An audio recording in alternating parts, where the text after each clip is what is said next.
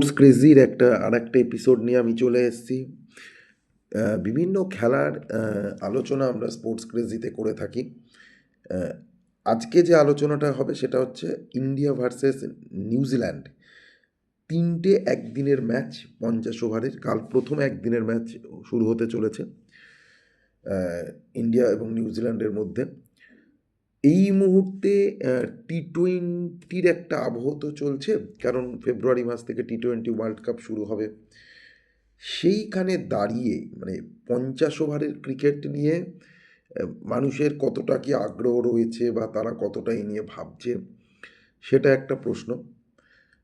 কাল ভদোদরার বিসিএ স্টেডিয়ামে কাল প্রথম একদিনের ম্যাচ ভারতীয় সময় দুপুর ১:৩০টায়। তো স্বাভাবিকই ৫০ ওভারের ক্রিকেট এই মুহূর্তে যেখানে টি-টোয়েন্টি বিশ্বকাপ সামনে রয়েছে সেখানে দাঁড়িয়ে কতটা প্রাসঙ্গিক এটা একটা প্রশ্ন।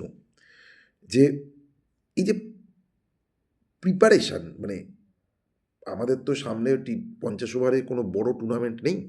সুতরাং প্রিপারেশানের জায়গাটা যদি আমি দেখি যে টি-টোয়েন্টি ফরম্যাটের জন্য, সেক্ষেত্রে টি-টোয়েন্টি বিশ্বকাপের জন্য ৫০ ওভারের ম্যাচ এই মুহূর্তে কতটা প্রাসঙ্গিক। যদিও নিউজিল্যান্ডের সাথে টি-টোয়েন্টি ম্যাচও রয়েছে, বাট তার আগে এই ৫০ ওভারের ম্যাচ।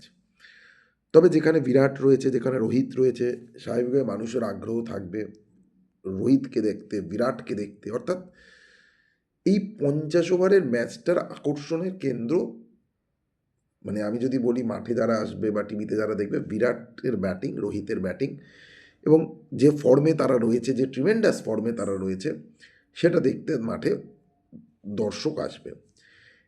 এটা ছাড়া ৫০ ওভারের এই নিউজিল্যান্ডের সাথে যে ৩ টে একদিনের ম্যাচ, এটা ইন্ডিয়ার পক্ষে সেরকম কোনো বড় প্রিপারেশান নেই। কারণ টি-টোয়েন্টি স্কোয়াডে যারা রয়েছে ওয়ার্ল্ড কাপ তাদের অনেকেই ৫০ ওভারের স্কোয়াডে নেই। আবার আমি যদি অন্য দিক থেকে দেখি, নিউজিল্যান্ডের ক্ষেত্রেও কিন্তু এটা একটা প্রিপারেশান হতে পারে। সেটা হচ্ছে একটা অন্য প্রিপারেশান হতে পারে যে যেহেতু নিউজিল্যান্ডের কিছু প্লেয়ার টি-টোয়েন্টি ওয়ার্ল্ড কাপে থাকবে, তারা এই ইন্ডিয়ান কন্ডিশনটা একটু ইউজ টু হতে পারবে।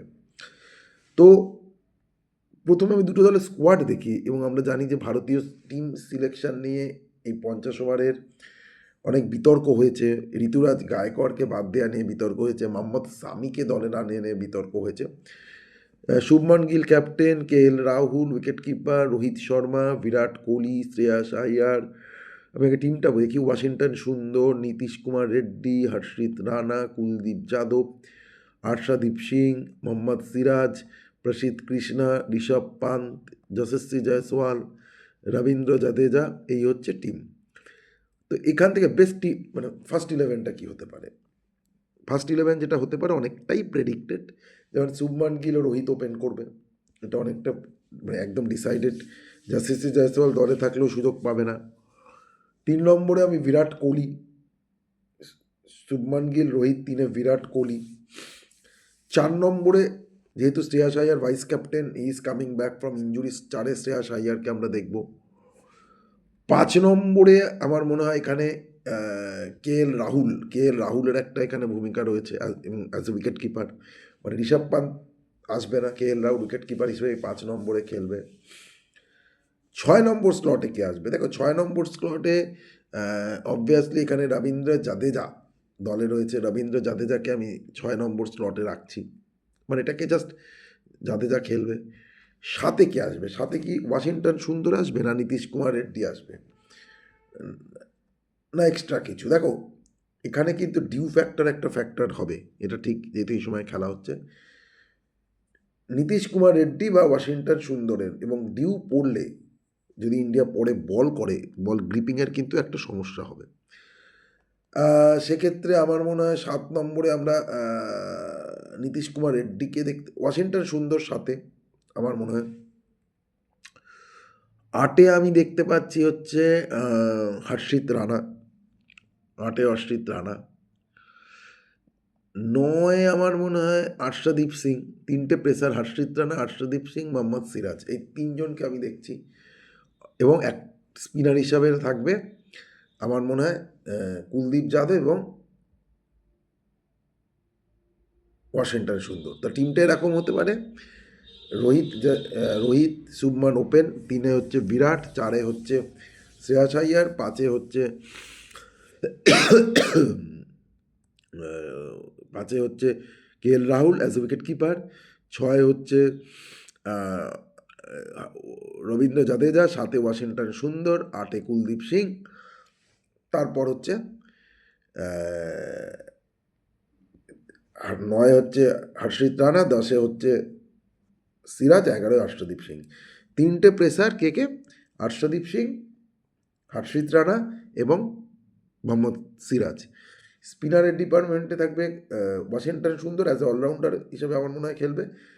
অনেকে নীতিশ কুমার রেড্ডির কথা ভাবতে পারে, কারণ যেহেতু ডিউ ফ্যাক্টর একটা রয়েছে, স্পিনারদের পক্ষে বল গ্রিপিংয়ের একটা সমস্যা রয়েছে, সেক্ষেত্রে নীতিশ রেড্ডিও খেলতে পারে। 3-4 ওভার বলও ঘুরিয়ে দিতে পারে, হাত করে দিতে পারে নীতিশ রেড্ডি। যদিও নীতিশ রেড্ডি মানে ম্যাসিভ কিছু অলরাউন্ডার নয়, বাট 2-3 ওভার করে দিতে পারে ডিউ ফ্যাক্টরকে মনে। সুতরাং এই ওয়াশিংটন সুন্দর বা নীতিশ কুমার রেড্ডির মধ্যে একজন, এবং হয়তো ওয়াশিংটন সুন্দরই চান্স পেয়ে যেতে পারে গৌতম গম্ভীরের কিছুটা কাছের লোক হওয়ার জন্যে, তার সাথে কুলদীপ জাদেজা। তো এটা এটা মোস্ট প্রবাবলি টিম, মানে ব্যাটিং তো গিল, রোহিত, বিরাট, শ্রেয়াস, KL রাহুলের 5টাতে কনফার্ম, জাদেজা 6 নম্বরে কনফার্ম, 7 নম্বরে আইদার ওয়াশিংটন বা নীতিশ কুমার রেড্ডি, তার সাথে স্পিনার হিসেবে কুলদীপ, আর 3টে প্রেসার হিসেবে আমরা সিরাজ খেলবেন, হর্ষিত রানা খেলবে, এবং একটা লেফট আর্ম হিসেবে Harshdeep. This is the Indian 11। একটা স্লট নিয়ে একটু আলোচনা হতে পারে, বাকিটা এটা হচ্ছে ইন্ডিয়ান 11।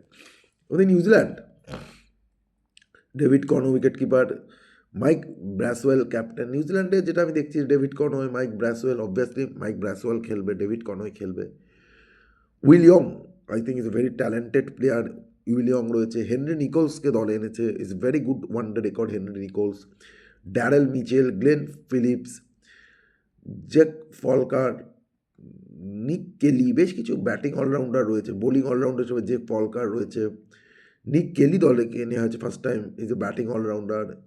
মিচেল রে দলে রয়েছে, কাইলি জেমিসন দলে রয়েছে, is a very good pacer. Mitchell Hay, একজন ইন্ডিয়ান আমি দেখছিলাম আদিত্য অশোক, এই নামটা, কিন্তু ইনি হচ্ছে বেসিক্যালি ইন্ডিয়ান অরিজিন।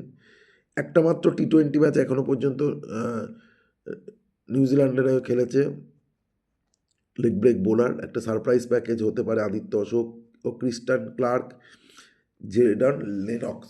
একদম নিউ বোলিং লাইন আপ, একদম নিউ বোলিং লাইন আপ। এখানে দাঁড়িয়ে কে খেলবে সেটা আমার পক্ষে বলা একটু কঠিন, একদম নতুন। মানে ইন্ডিয়া 3-0-তে সিরিজ জেতা উচিত। এই সিরিজ যদি ইন্ডিয়া জিততে না পারে, আর কিছু বলার নেই। কনফার্ম যেটা হচ্ছে ডেভিড কর্নওয়ে কনফার্ম, আমার উইকেট কিপিংও করবে। 2 নম্বরে মাইক ব্রাসওয়েল কনফার্ম, ব্যাটিং অলরাউন্ডার 2 নম্বরে। উইল ইয়ং যখন নিউজিল্যান্ড ইন্ডিয়া টেস্ট খেলতে এসেছিল, উইল ইয়ং খুব ভালো খেলেছিল, উইল ইয়ং 3 নম্বরে কনফার্ম।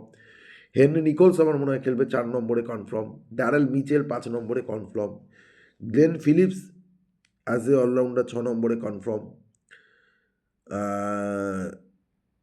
কাইলি জেমস 7 নম্বরে কনফার্ম।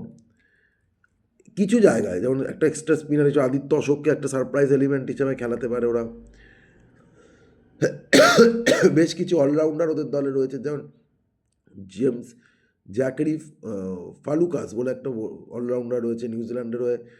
6টা ওয়ানডে ম্যাচ খেলেছে আমি দেখছিলাম, 22 রান ওর হাইয়েস্ট। এই 6টা ওয়ানডে ম্যাচে ওর উইকেট রয়েছে 9টা।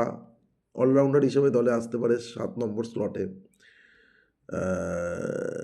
গ্লেন ফিলিপস, নিক কে এখনও পর্যন্ত 3টে ওয়ানডে ম্যাচ খেলেছে, 3টে ম্যাচে কোনো উইকেট পায়নি, কিন্তু ব্যাটিংটা করে নিতে পারে। বেশ কিছু অলরাউন্ডার আমি দেখছিলাম। জস ক্লার্কসন বলে একজন রয়েছে, এখনও পর্যন্ত 4টে ওয়ানডে ম্যাচ খেলেছে। 4টে ওয়ানডে ম্যাচে বেসিক্যালি ও 4টে উইকেট পেয়েছে, রাইট হ্যামে। বেশ কিছু অলরাউন্ডার দলে রয়েছে, এদের মধ্যেই সিলেকশন হবে। জস ক্লার্ক, নিকি কে, জেমস ফালুকাস, এদের মধ্যেই কিছু আসবে।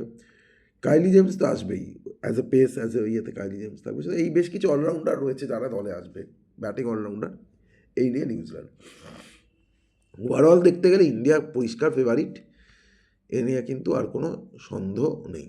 তো স্পোর্টস ক্রিজে আজকে এই পর্যন্ত। নমস্কার।